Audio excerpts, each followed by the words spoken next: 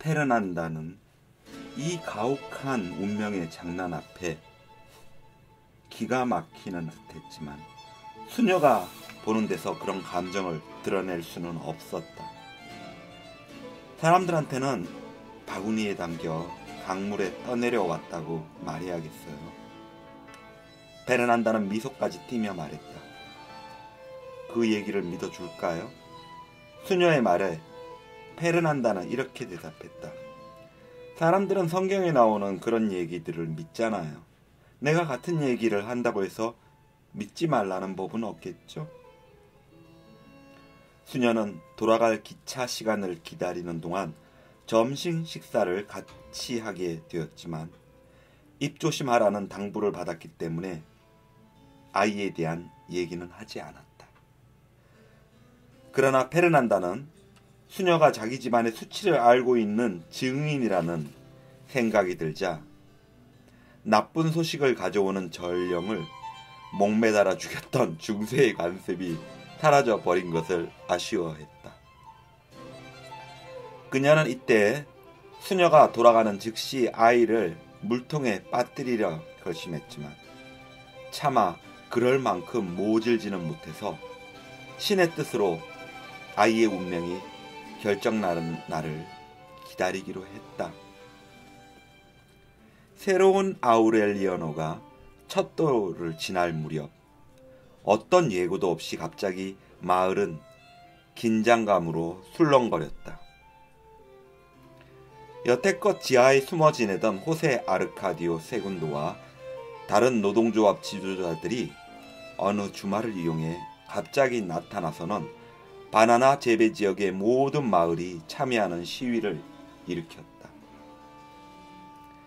경찰은 낮 동안에는 그들이 시위를 질서 있게 행할 수 있도록 협조했지만 월요일 밤이 되자 주모자들을 차례로 체포해 발목에 무려 2파운드짜리 쇳덩이를 채워 주 형무소로 끌고 갔다. 그들 중에는 호세 아르카디오 세군도도 포함되어 있었으며 알테미오 크루스 동지의 영웅적인 행동을 직접 보았다고 자랑하던 멕시코 혁명 당시 대령이었다가 마콘도의 망명 중이던 로렌조 가빌란이라는 사나이도 섞여 있었다.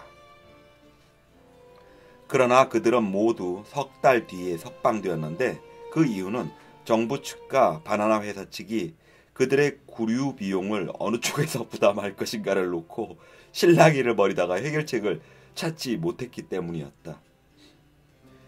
이번에 시위에서 노무자들이 제기한 불만은 위생시설이 엉망인 숙소와 의료시설의 부재, 그리고 작업 조건의 열등함 등이었다. 그들은 또 근로의 대가로 지급받는 배급표가 회사 내의 매점에서 버지니아 햄을 사는 데에만 사용 가능하도록 제한되고 있는 점을 비난했다. 호세 아르카디오 세군도가 감옥으로 끌려간 이후 역시 뉴올리안즈에서 바나나를 선적하러 오던 배가 빈배로 오는 데 따른 비용을 줄이기 위해 회사가 배급표라는 부당한 제도를 고안해냈다는 진상을 폭로했기 때문이었다.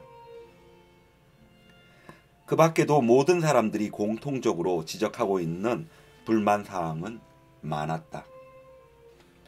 회사의 전속 의사들은 환자의 진찰을 무성의하게 하면서 환자들을 진료실 앞에 길게 줄 세워놓고는 간호사를 시켜 환자가 학질을 앓고 있거나 임질에 시달리거나 변비를 호소하거나 간에 관계없이 황화동 색깔의 알약을 나누어 주었다. 항상 이와 같은 치료법이 시행되고 있었으므로 아이들은 여러 번 줄을 서서 알약을 받아가지고는 정작 먹지는 않고 집으로 가져와 빙고 게임용으로나 사용하는 지경이었다. 회사의 노무자들은 불결하고 비좁은 숙소에 집단적으로 거주했다. 회사의 건축사들은 변소를 지어줄 생각은 하지 않고 크리스마스 무렵에나 50명당 하나씩의 이동식 변기를 지급하면서 그것을 오래도록 사용하는 방법을 가르쳐주는 실정이었다.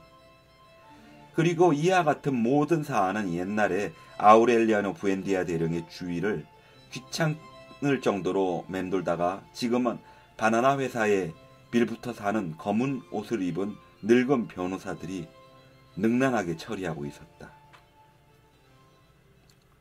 사정이 이러했으므로 노무자들이 만장일치로 채택한 요구사항이 바나나 회사에 공식적으로 전달되는 데는 시간이 많이 소요되었다.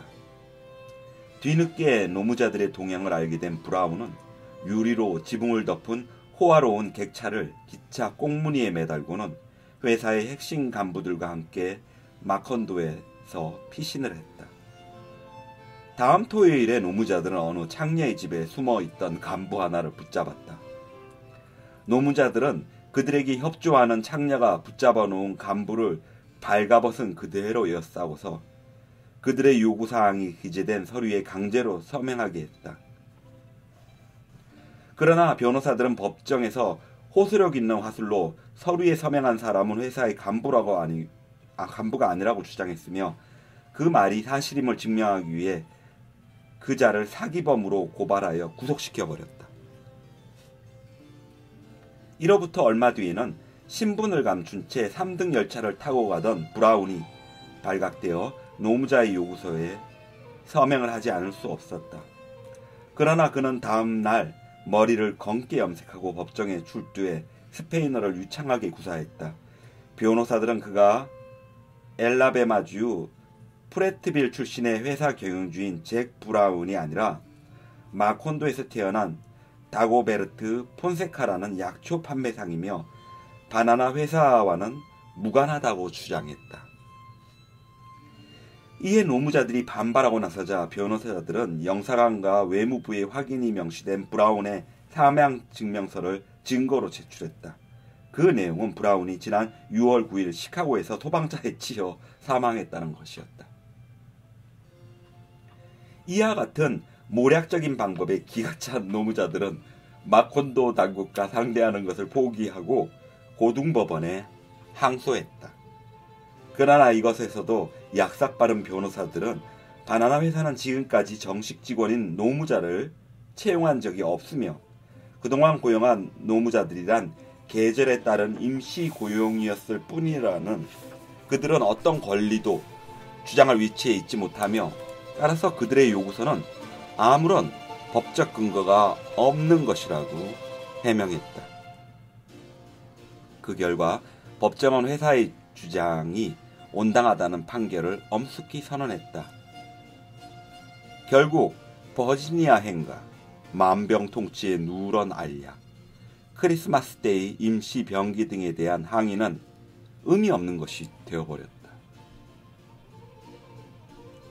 곧 대규모 파업이 전개되었다. 농장의 일은 전면 중단되었고 바나나는 나무에서 썩은 채 떨어져 내렸으며 120량이나 되는 화차는 한가하게 선로 위에 방치되어 있었다. 그리고 마을에는 할 일 없는 노무자들로 붐볐다. 토요일에만 시끌벅적하던 터키인의 거리는 평일에도 복잡했고 야곱 호텔의 당구장은 직원을 교대로 가며 24시간 영업을 했다. 호세 아르카디오 세군도는 마을의 질서를 다스리기 위해 군대가 파견될 것이라는 소식을 당구장에 있다가 들었다. 그는 예감 따위와는 별로 상관없는 인물이었지만 이 소식을 듣는 순간 문득 그 옛날 어느 날 아침 헤리넬도 마리케스 대령을 따라가 총살 집행을 구경했을 때 느꼈던 죽음의 그림자가 다가오고 있다는 느낌을 받았다. 그렇다고 해서 그가 이 불길한 예감에 침착성을 잃은 것은 아니었다.